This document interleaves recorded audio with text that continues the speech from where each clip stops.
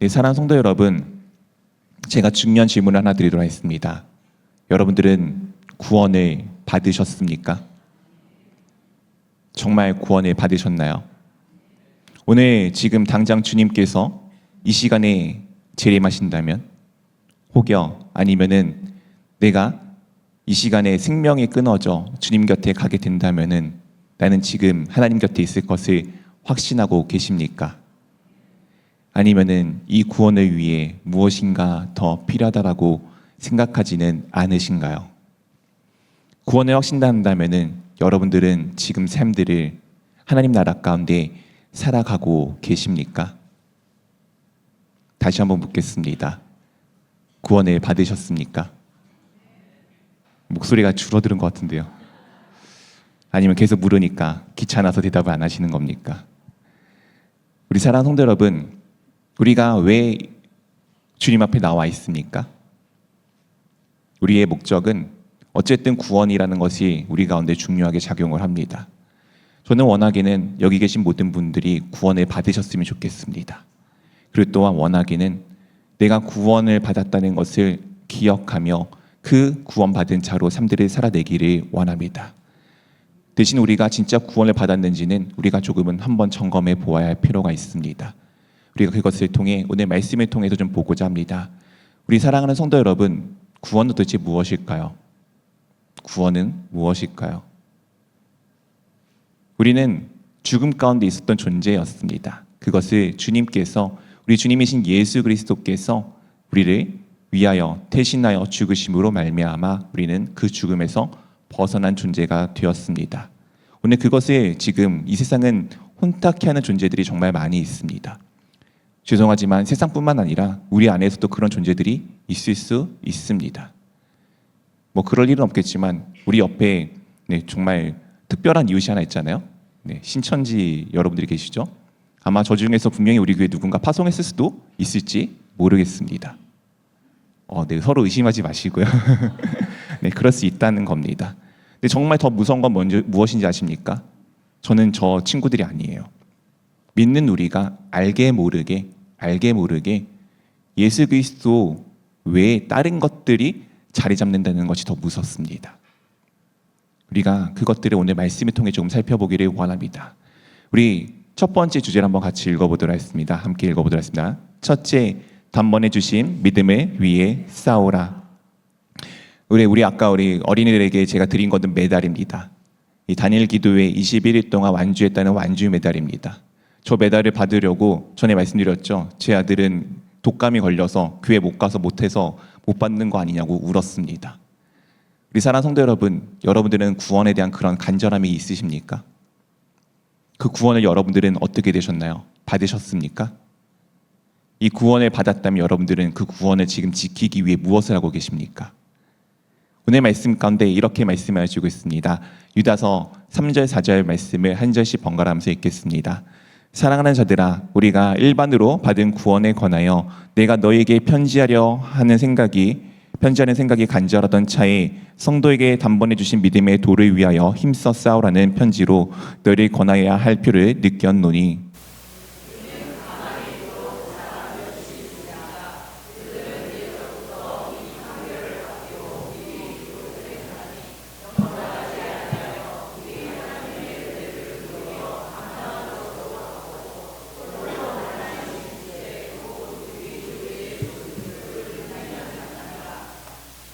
오늘 유다는 예수님의 친형제 중에 한 명이었습니다.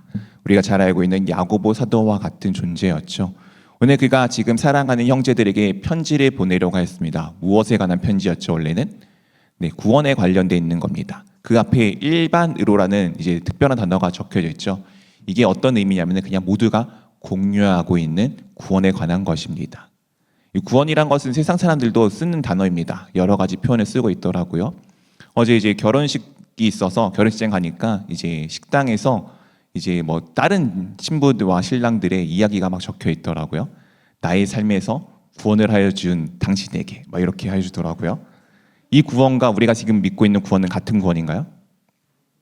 네, 그렇죠. 여기서 말하는 이 일반적인 것은 우리가 믿고 있는 구원입니다. 우리는 어떻게 구원을 받았습니까? 네, 우리 주 예수 그리스도를 통하여 구원을 받게 되었습니다. 다른 존재를 통해서 우리는 구원을 받은 것이 아닙니다. 누구를 통해서 받았다고요? 네, 우리 주 예수 그리스도이십니다. 이것이 우리가 믿고 있는 구원에 관련된 일반적인 내용입니다. 모두가 공동으로 믿고 있는 내용이죠. 이것을 위해서 지금 쓰려다가 또 다른 편지를 더 중요하게 이야기하죠. 단번에 주신 무엇을 위해서 싸우라고요? 믿음의 도입니다. 단번에 주신 믿음을 위해 싸우라고 말씀하여 주고 있습니다. 이 단번이라는 것은 한 번이라는 의미도 있지만 또한 완벽한 것을 의미하고 있습니다.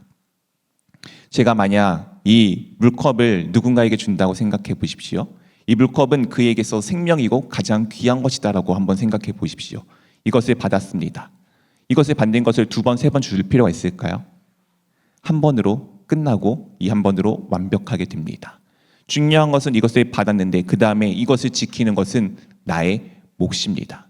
누군가 이야기해요. 야, 물컵보다 텀블러가 더 좋아. 텀블러를 가져보지 않겠니? 물컵을 내려놓고. 때로는 누군 이야기합니다.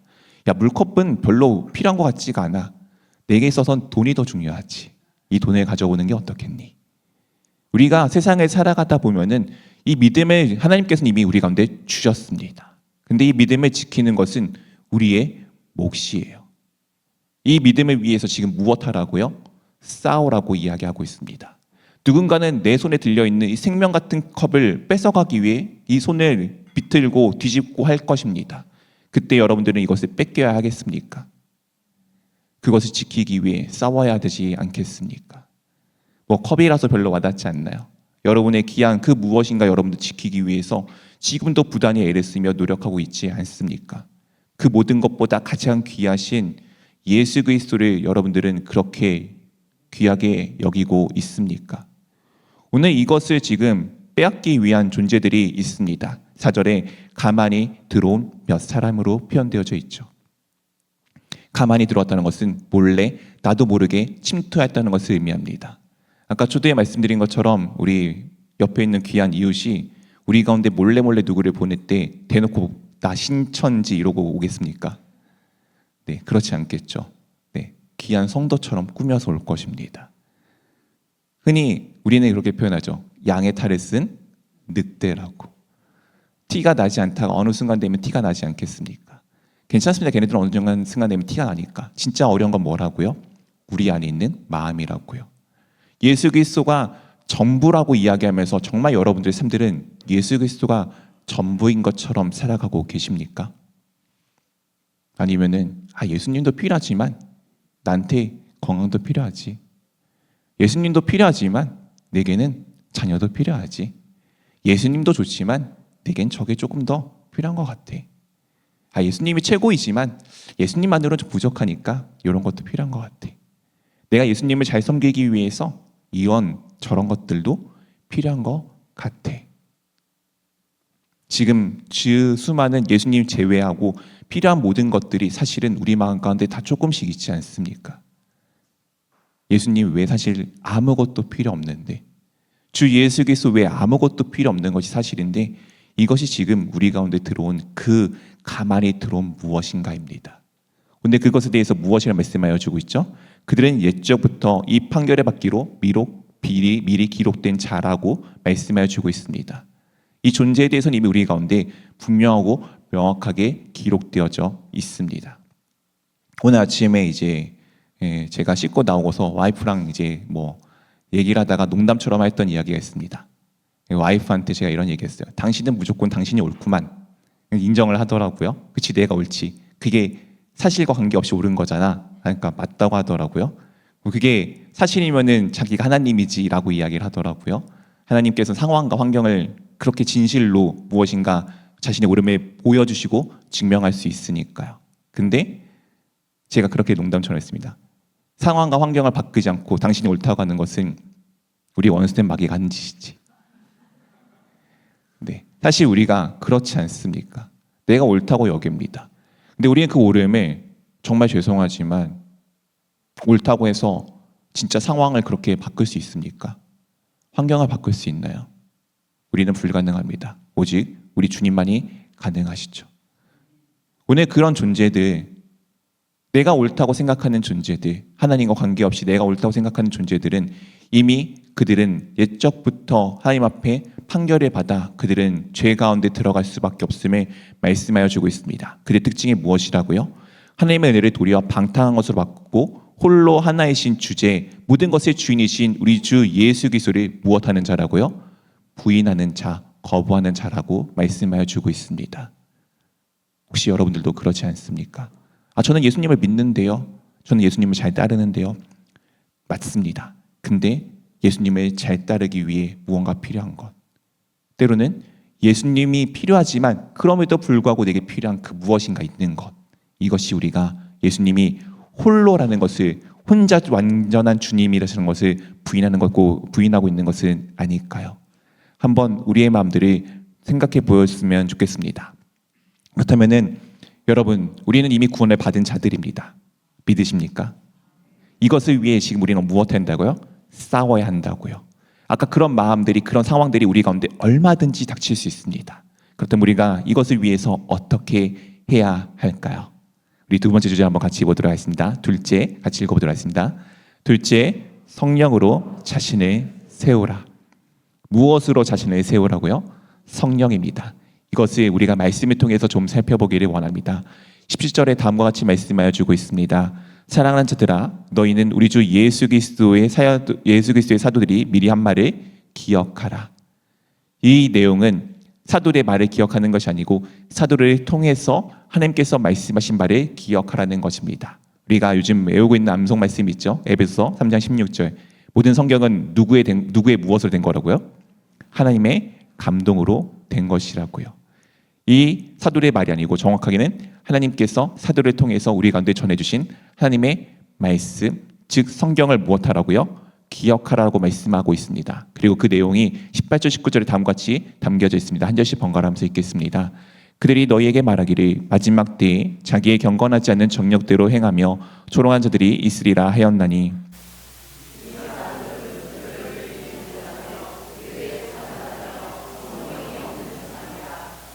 그들이 너희에게 말하기를 마지막 때에, 우리 지금 마지막 때를 살아가고 있지 않습니까? 이 마지막 때는 예수님이 오실 그 언젠가를 기다리고 있는 때입니다.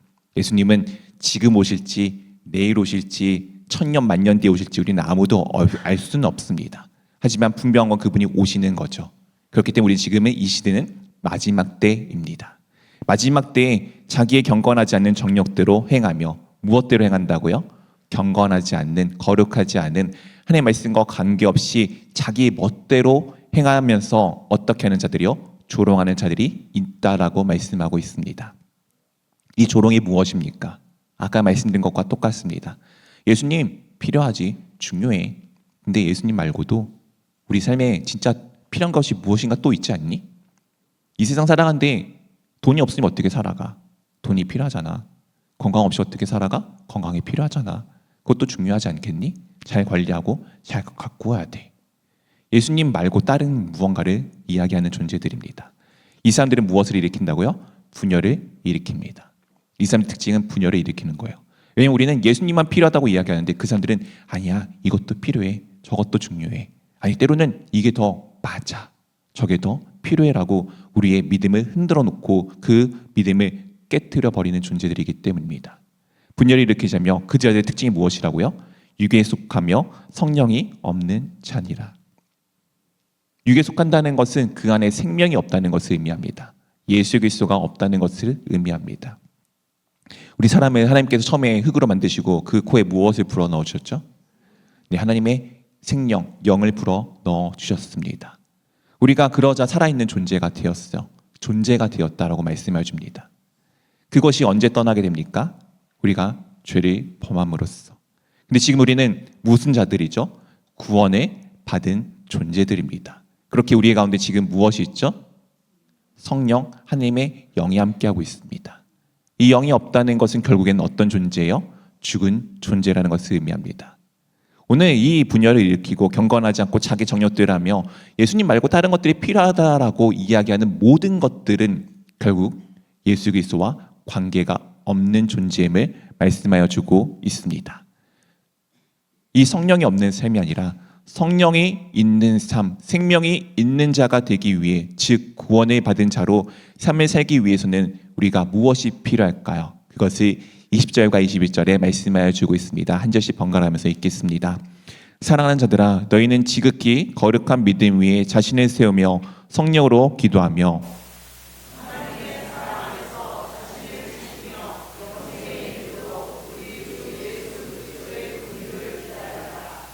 오늘 필요한 것을 지금 유다 사도는, 하나님께서는 유다를 통해서 우리 가운데 네 가지를 말씀해 주고 있습니다. 처음은 거룩한 믿음 위에 자신을 세우는 것입니다. 두 번째는 성령으로 기도하는 것입니다. 세 번째로는 하나님의 사랑 안에서 자신을 지키는 것이며, 마지막에는 우리 주 예수 그리스도의 긍휼을 기다리라라고 말씀하여 주고 있습니다. 이 첫 번째 거룩한 믿음 위에 자신을 세운다는 것은 어떤 의미인지를 살펴보기를 원합니다. 여기서 믿음은 내가 믿는다는 것이 아니라 내가 하나님께서 주신 말씀을 통해서 믿게 되어진 것을 의미합니다. 우리 아까 하나님께서 믿음을 어떻게 하셨다고요? 주셨다고요. 믿음을 주셨다고요. 내가 믿고 싶어서 믿게 된 것이 아니라 하나님이 믿음을 주셨기 때문에 우리가 믿게 되었다는 것을 의미하고 있습니다. 이 믿음을 세운다는 것은 이 건축적인 용어입니다. 무언가 세우기 위해서 튼튼하게 기초를 쌓고 그 위에 여러 가지 진리이신 예수 그리스도를 통해서 그것들이 세워져 가는 것을 의미합니다. 우리 사랑하는 성도 여러분, 집 짓는 거 보셨나요? 집이 갑자기 한 번에 뚝딱하고 생기는 거 보셨나요? 네, 그런 시대가 오면 좋을 것 같습니다. 현재까지는 아시다시피 무언가 밑에 기초를 쌓고 그 위에 하나씩 차고차고 쌓아서 올라가는 것이 이제 집을 짓는 방식이죠. 이 세운다는 것도 그렇습니다. 믿음은 분명히 하나님께서 우리 가운데 주신 거예요. 하나님 주신 그 기초 위에 내가 그것을 위해 하나씩 세워나가는 것이 필요합니다. 이것을 우리가 어떻게 좀 적용할 수 있느냐? 단순히 내가 믿습니다 라고 이야기하는 것이 아니에요.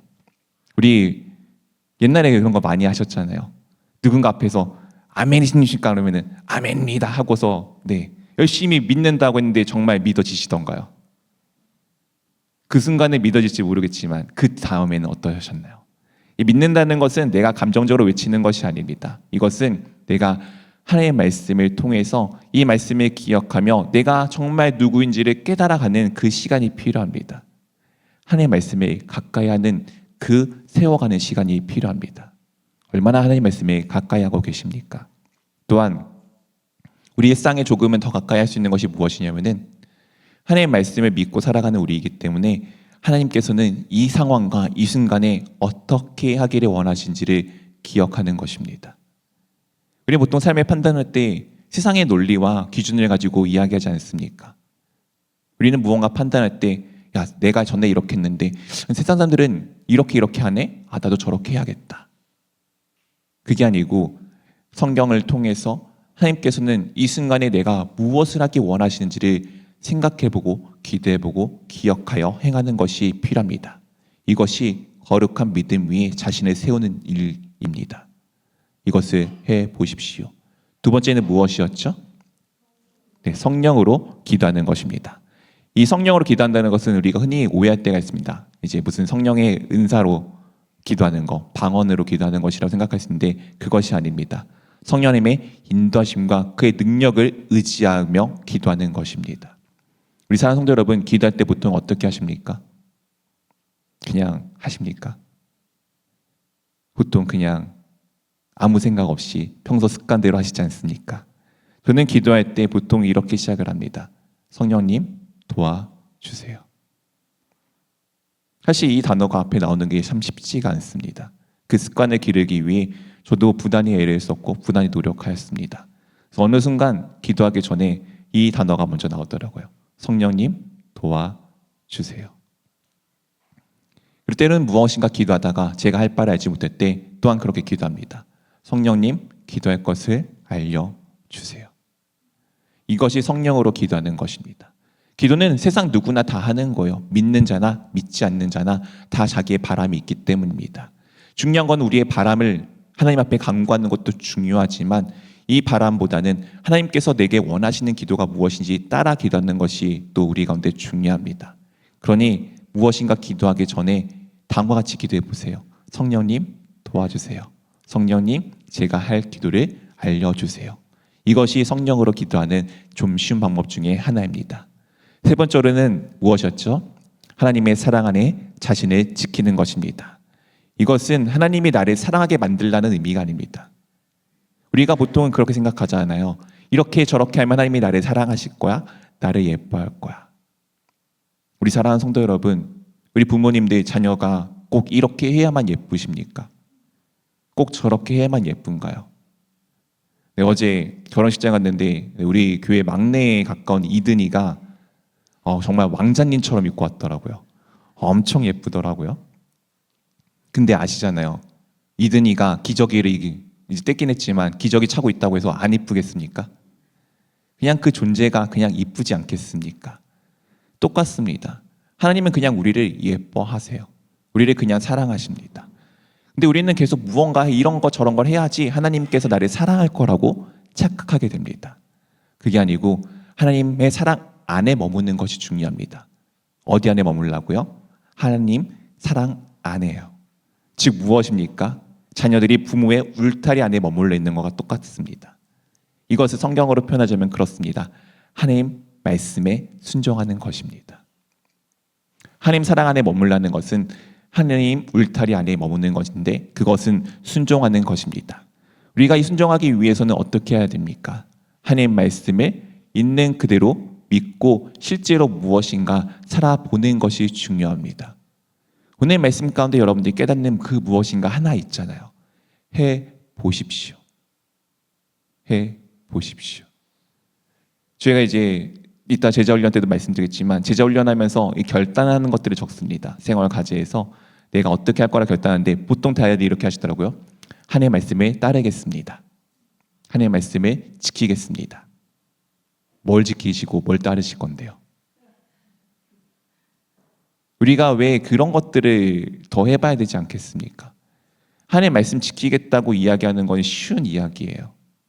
행동하기 어려운데요. 왜 어렵냐면은 무엇인가 할지를 정확히 정하지 않았기 때문입니다. 순종은 너무 모든 것을 할 수 없어요. 한 가지부터 해보는 겁니다. 어렵게 하지 마세요. 처음부터 나는 100일 기도를 하겠다. 나는 새벽 예배를 매번 나오겠다. 어렵습니다. 쉽지 않아요. 제가 할 수 있는 작은 것 하나부터 해보는 겁니다. 제일 쉬운 것부터. 제가 보통 지금도 요즘에도 가끔씩 하는 거지만 제가 첫 번째 하고자 했던 내용은 눈 뜨기 전에 제가 시계에 알람 울리기 전에 하나님 오늘 하루를 지켜줘서 감사합니다 라는 기도를 드리는 것을 지금도 훈련하고 있어요. 쉬워 보이지만 쉽지 않은 그 하나를 계속하고 있는 거예요. 그런 것처럼 여러분들이 한 가지를 놓고 해보십시오. 이것이 순종하는 첫 걸음이고 이것이 하나님의 사랑 안에 머무는 삶의 의미입니다. 마지막으로 무엇이었죠? 주 예수 그리스도의 긍휼을 기다리는 것입니다. 이것은 우리가 마지막 때를 살아가는 우리의 소망을 가지고 살아가는 것입니다. 이 마지막 때라는 것은 성경적 표현으로 종말이라고 이야기합니다. 종말론적인 소망을 갖는 건데 현재 우리가 살아가는 이 삶이 힘들지만 예수님께서 가장 좋은 것을 주실 거라는 기대와 믿음을 가지고 살아가는 것입니다. 저는 이제 또 오늘 오후에 병원에 입원하게 됩니다. 이제 6차 이제 항암 마지막 날이에요. 하고 나서 이제 또 CT를 찍고 그 다음에 계획을 짓게 되는 건데 제 삶이 녹록치 않잖아요. 많은 분들이 보시면서 안타까워하셔 주시는 것이 사실이고 제가 객관적으로 봐도 힘들 때가 있습니다. 근데 저는 그런 상황 가운데 무엇을 기다립니까? 하나님께서 내게 주실 좋은 것을 기다리고 있습니다. 이것이 하나님께서 주실 긍휼을 기다리는 삶이에요. 이 긍휼이 있기 때문에 제가 이 순간이 힘들지만 괜찮습니다. 아프지만 괜찮아요. 왜냐하면 좋은 것을 기다리는 마음이 있기 때문이죠. 그리고 이 좋은 것을 기다리는 가운데 이것을 제가 만약 나중에 무엇인가 얻게 되잖아요. 그럼 이것은 저의 공로입니까? 우리 주님의 공로입니까? 주님께서 주신 공로이죠. 이것을 고백하는 고백입니다. 이 긍휼을 기다리는 것은 내가 이룬 것이 아니라 주님께서 이루셨음에 정말 전적으로 고백하는 그 고백입니다. 저에게는 지금 이 순간이 되어지고 있는 훈련의 순간이에요. 모든 삶 가운데 정말 예수님께 다 영광을 올려드리고 있는가? 주님이 정말 하셨다라고 정말 고백하고 있는가? 잘 되는 것 같은데 가끔씩 제 마음에도 그렇지 않은 것들이 있더라고요. 그런 걸 보면서 아직은 조금 때가 아니구나, 아직은 더 훈련의 과정이 필요하구나라고 생각하고 있습니다. 근데 언젠가는 그 순간이 오겠죠. 정말 하나님께서 다 하셨음에, 주 예수 그리스도께서 모든 것을 이루셨음에, 이것을 긍휼을 기다리는 사람들의 특징입니다. 이 여러분들은 이 네 가지를 잘 헤어주시기를 부탁드립니다. 이 긍휼을 가진 사람들은 또 다른 특징이 있습니다. 이 긍휼을 가진 사람들은 어떻게 하느냐? 내 삶의 모든 것을 예수 그리스도께서 긍휼히 여기심으로 완성하셨음을 알기 때문에 옆에 누군가를 바라보는 눈이 다음과 같이 바뀌게 됩니다. 22절, 23절 말씀에 한 절씩 번갈아가면서 읽겠습니다. 어떤 의심하는 자들을 긍휼히 여기라.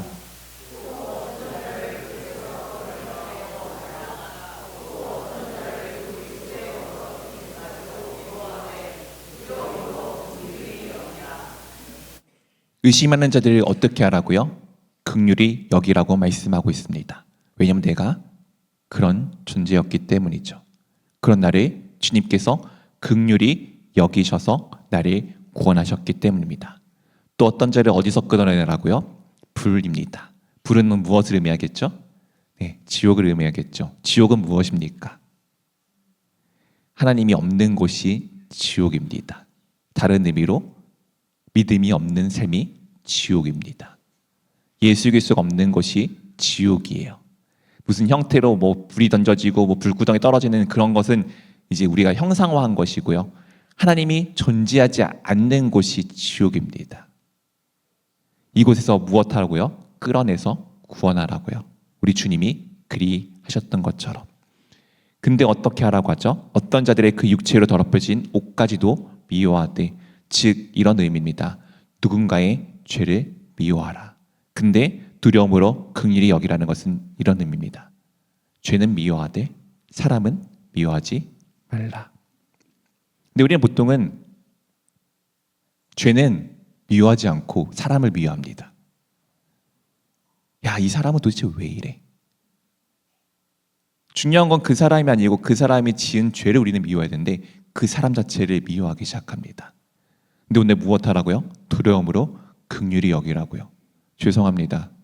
내가 그 사람과 똑같이 될 수도 언제든지 있기 때문입니다. 보통 내가 그 사람을 미워하는 이유는 그 사람의 모습이 내게 비춰질 때가 많기 때문입니다. 우리가 구원받았지만 우리도 얼마든지 이 싸움에서 이 중요한 컵을 쥐고 있던 것을 놓칠 수 있는 사람이에요. 얼마든지 예수 그리스도를 놓칠 수 있는 존재라고요. 그런 나를 주님은 지금도 긍휼히 여기시고 나를 구원하시기를 힘쓰시는데 우리가 왜 누군가를 정죄하고 단칼로 그 사람은 안 된다라고 이야기하겠습니까? 우리의 마음을 살펴보십시오. 이 모든 것들은 사실 힘든 일입니다. 죄송하지만 불가능에 가까운 일입니다. 근데 이것들은 신기하게도 온전하게 완전하게 이루어질 수 있을 것입니다. 왜냐하면은 우리 세 번째 주제를 통해서 살펴보기를 원합니다. 우리 셋째 한번 같이 읽어보도록 하겠습니다. 셋째, 능히 세우시는 하나님. 이 모든 것은 우리 힘으로는 불가능합니다. 내가 하고자 하는 것은 안 돼요. 근데 이것은 될 수밖에 없습니다. 왜냐하면은 하나님께서 이것을 완성하실 것이기 때문입니다. 24절 25절 말씀에 한 절씩 번갈아가면서 읽겠습니다. 능히 너희를 보호하사 거침없게 하시고 너희로 그 영광 앞에서 흠이 없이 기쁨으로 서시게 하시리.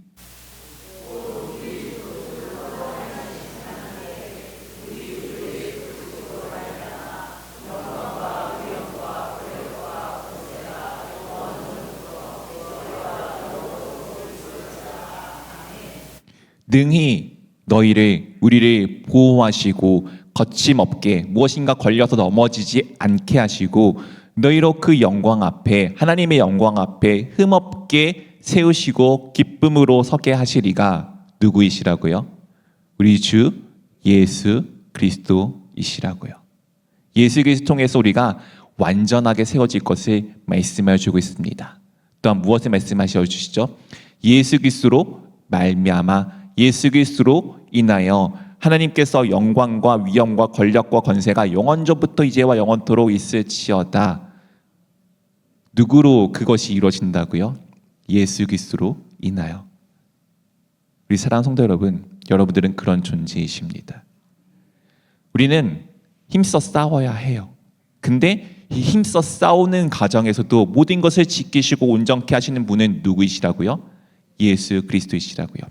하나님께 어떻게 영광을 올려드린다고요? 예수 그리스도를 통하여서 영광을 올려드리게 됩니다. 말씀에 맺겠습니다. 우리 주 예수 그리스도께서는 우리 가운데 믿음을 완벽하고 온전하게 한 번에 주셨습니다. 이것을 우리가 지키기 위해서 해야 할 것들이 있습니다. 다른 것이 아니라 우리가 날마다 주 하나님 안에 서 있는 그 믿음 안에 서 있는 것이 우리 가운데 필요합니다. 그리고 성령으로 기도해야 합니다. 하나님의 사랑 안에 우리를 지켜야 합니다. 그리고 예수 그리스도의 긍휼을 기다려야 합니다. 이것을 행할 줄 아는 사람들은, 이것을 지키는 사람들은 놀랍게도 누군가를 그렇게 바라보게 됩니다. 내가 그런 존재임을 알고 있기 때문에. 그리고 그 모든 것을 온전하게 이루실 분이 누구라고 믿는 것이죠? 예수 그리스도라고 믿는 것입니다. 우리 사랑하는 성도 여러분, 구원 받으셨습니까? 구원 받은 자로 삶을 살아내고 계십니까? 정말 예수 그리스도의 복음을 내 삶 가운데 새겨가며 그 복음을 누군 가운데 전하는 사람이 되어져 계십니까? 그래야 합니다. 그리고 그것을 안 된다면은 안 되는 것에 감사하십시오. 주님께서 완성하실 것이니까요. 되면은 되는 것에 감사하십시오. 내가 아니라 주님께서 일하고 계심에 우리가 그 고백을 담아내어 정말 이 공동체가 예수 그리스도로 시작하여 예수 그리스도로 끝이 나는 오직 예수 그리스도의 이름만 남는 그런 귀한 공동체 될 수 있기를 주님의 이름으로 축원드립니다.